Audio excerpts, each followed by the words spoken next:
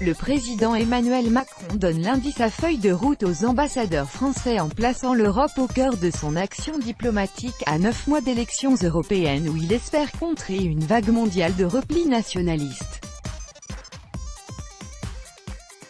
Attaché au multilatéralisme, Emmanuel Macron rappellera ses objectifs pour l'Union européenne, un budget pour la zone euro et une Europe de la défense, une taxation européenne des géants du numérique ou encore une politique commune pour les migrants.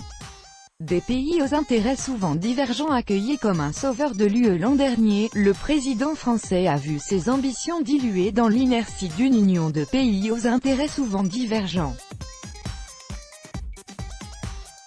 Ces grands projets se heurtent aux gouvernements populistes et nationalistes, depuis l'Europe de l'Est jusqu'à l'Italie, au refus des riches pays du Nord de payer pour les autres, à la concurrence fiscale entre les 28 et à la crainte d'un afflux de migrants, sans oublier les difficiles négociations du Brexit. Même la chancelière Angela Merkel, l'alliée traditionnel, a été affaiblie par ses déboires électoraux en Allemagne. Pour chercher des alliés, Emmanuel Macron repart en mini-tournée européenne, en s'envolant mardi pour 3 jours au Danemark et en Finlande. Il aura rendu visite à plus de la moitié de ses homologues européens en un an. Composé avec Trump et Emmanuel Macron devrait également rappeler lundi ses priorités mondiales, la sécurité, la lutte contre le terrorisme, les biens publics mondiaux, climat, éducation, aide au développement, et, dans une approche plus nationale, l'attractivité de la France et la francophonie. Depuis l'an dernier, le monde a beaucoup changé avec la montée des nationalismes et la crise du multilatéralisme. Il faut être encore plus dynamique pour s'adapter à ces évolutions, reconnaissent les conseillers de l'Élysée, où embrassades et accolades n'y ont rien fait. Le président américain Donald Trump passe aborder le G7 et l'accord sur le nucléaire iranien, déclencher une guerre commerciale mondiale et réclame aux Européens des sommes massives pour maintenir l'OTAN.